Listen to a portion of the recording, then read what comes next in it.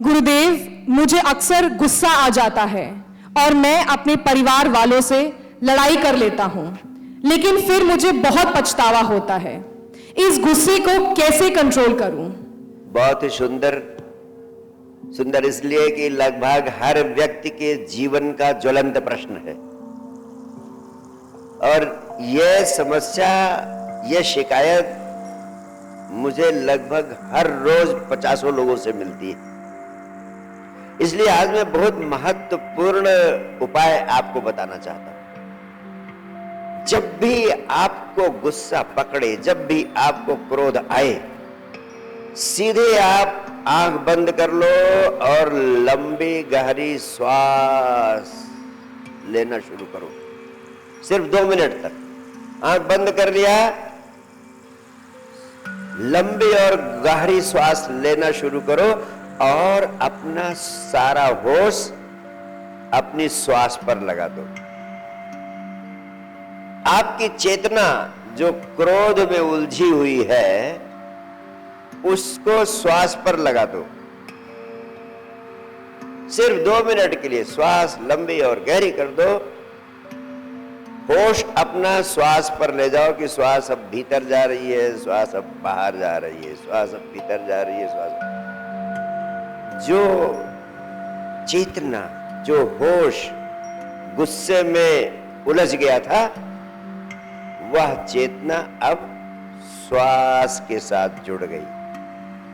और जब चेतना श्वास के साथ जुड़ गई, क्रोध स्वतः समाप्त हो जाएगा। ये इतना विस्फोटक उपाय है, आपको कुछ करना नहीं, सिर्फ आंख बंद किया और 2 मिनट ये कर लिया। जिस भी चीज से छुटकारा पाना है उससे लड़े नहीं, उसे दबाने की कोशिश ना करें, ना उसे व्यक्त करने की कोशिश करें। एक परम वैज्ञानिक विधि है, चेतना को श्वास पर केंद्रित कर दो। जिस भी नकारात्मकता से छुटकारा पाना हो उस पर ही इस विज्ञान का प्रयोग कर सकते हैं। अगर काम वासना बहुत जोर से आपको पकड़ रही है और हो सकता है आपको ये गलत दिशाओं में उलझा दे, आप कुछ न करें, सिर्फ 2 मिनट के लंबी गहरी श्वास लेना शुरू करें और सारा होश, सारी चेतना श्वास पर केंद्रित कर दें। जो चेतना कामुकता में उलझ गई थी वो वहां से हटकर स्वतः श्वास पर आ गई। अब जब श्वास पर आ गई चेतना तो कामुकता की ऊर्जा चली गई, कामुकता प्राण शून्य हो गई, निष्प्राण हो गई। अब कामुकता का भाव अपने आप विसर्जित हो जाएगा। ऐसे ही जितने भी नकारात्मक भाव आपको पकड़ते हैं, जैसे आपको ईर्ष्या पकड़ती है या किसी चीज का लोभ पकड़ रहा है, थोड़ा सा चेंज कर दो। जैसे ही आप अपनी ऊर्जा को रूपांतरित कर देते हैं, जैसे ही आप अपनी ऊर्जा को उस नकारात्मकता से हटाकर श्वास पर केंद्रित कर देते हैं, वैसे ही जिस नकारात्मकता में आपकी ऊर्जा उलझी थी उसके प्राण निकल जाते हैं और आप अत्यंत स्वस्थ, ताजा, ऊर्जान्वित और अधिक आनंदित अनुभव करने लगते हैं। यह क्रोध की ऊर्जा को रूपांतरित करने की एक शक्तिशाली विधि है। आप इसका प्रयोग करें, यह आपकी जिंदगी में चमत्कारी परिणाम कर देगा। 1 बार करेंगे, 2 बार करेंगे, 3 बार करेंगे, आपको पता लगेगा कि यह तो बड़ी विस्फोटक है। और इसे स्वयं भी करें और घर में सबको इसका उपयोग कराएं और फिर धीरे धीरे चारों तरफ फैलाएं। तो लोगों को बताते बताते ही, लोगों को समझाते समझाते ही, चाहे उन्हें थोड़ा लाभ हो लेकिन आपको पूरा का पूरा लाभ हो जाएगा। एक बात और आपसे कहना चाहता हूं, सारी दुनिया में बच्चों को सिखाया जाता है क्रोध मत करो, क्रोध करना बुरा है, क्रोध को रोको। और हर आदमी एक दूसरे को सिखा रहा है। जो ही क्रोध का शिकार होता है वो दूसरे को सिखाता है। पति पत्नी को सिखाती है तो पति पत्नी को सिखाता है, माँ बाप बच्चों को सिखाते हैं, बच्चे कभी कभी माँ बाप को सिखाते हैं, लेकिन यह सारा सिखाना, सारा उपदेश देना व्यर्थ चला जाता है। मैं आपसे एक बड़ी इंटरेस्टिंग बात बताना चाहता हूँ। सारी दुनिया में लोग सिखाते हैं बच्चों को कि क्रोध मत करो, लेकिन जापान में लोग सिखाते हैं बच्चों को कि जब क्रोध आए तो श्वास को लंबी और गहरी कर दो और अपनी चेतना, अपना होश अपने श्वास पर लगा दो। और आप हैरान होंगे ये जानकर कि सारी दुनिया में किसी को गाली दे दो तुम, तो उधर से तुरंत ज्यादा वजनदार गाली आपको मिलेगी। ईंट का जवाब पत्थर से देंगे।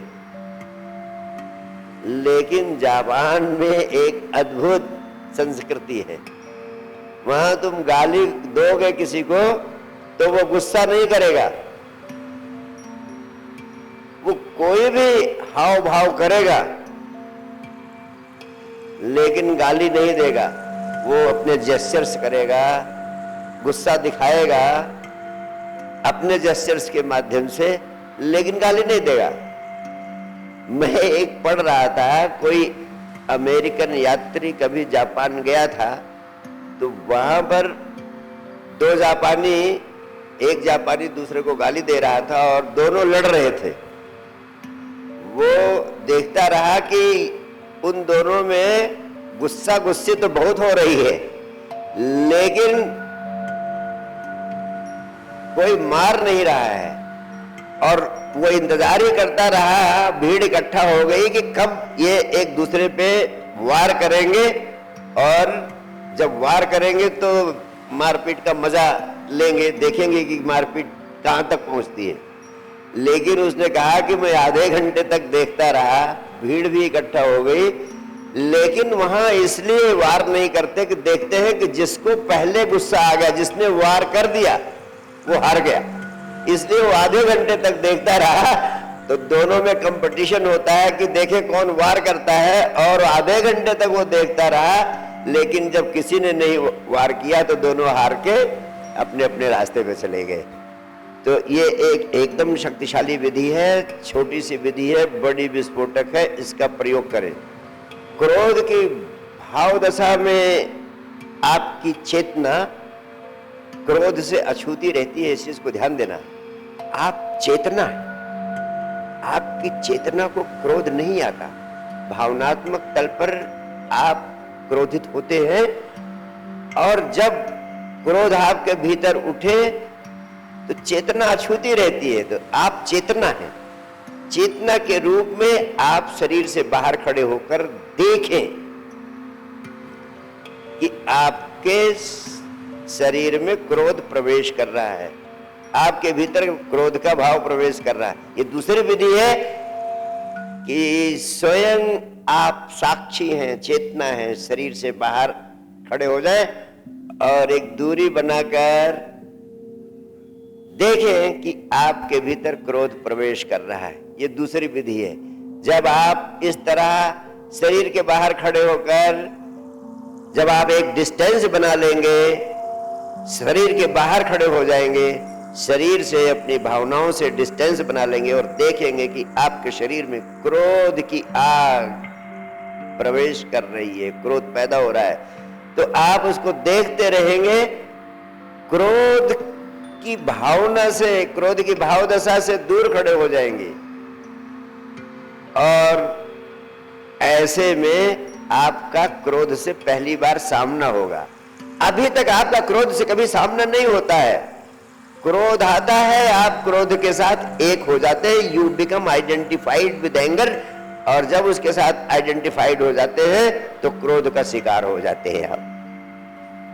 इस आइडेंटिफिकेशन को तोड़ना है। इस आइडेंटिफिकेशन को तोड़ने की विधि है क्या? साक्षी भाव से शरीर के बाहर खड़े होकर क्रोध को शरीर के भीतर प्रवेश करते हुए देखना।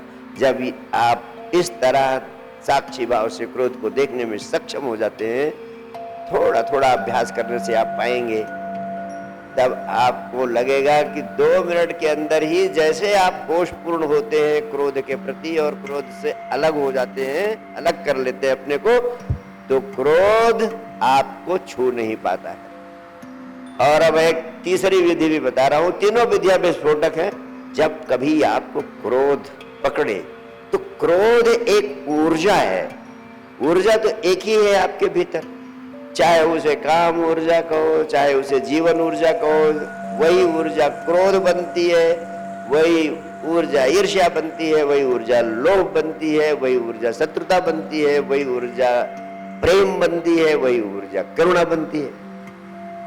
तो जब आपको क्रोध पकड़े, तो इस ऊर्जा का आप सृजनात्मक रूपांतरण कर सकते हैं। सृजनात्मक रूपांतरण कैसे कर सकते हैं?